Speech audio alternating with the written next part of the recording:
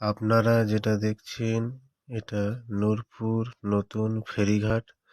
এটা চালু হয়নি, ১-১.৫ মাসের মধ্যে এটা চালু হয়ে যাবে। কাল এখানে একটা দুর্ঘটনা ঘটে গিয়েছে।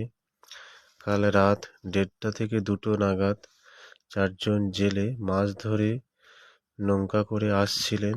হঠাৎ এই ফেরিঘাটের সঙ্গে ধাক্কা লেগে যায়।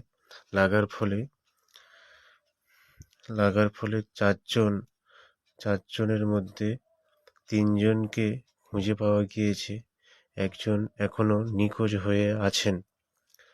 তাই প্রশাসনের সমস্ত রকম অফিসাররা পর্যবেক্ষণ করছেন, এমনকি ডুবুরিরা, ডিএমজি গ্রুপরা তারাও পর্যবেক্ষণ করছেন। তারা চেষ্টা চালিয়ে যাচ্ছেন খোঁজার জন্য। এখনো পর্যন্ত একটি জেলে নিখোঁজ হয়ে আছে।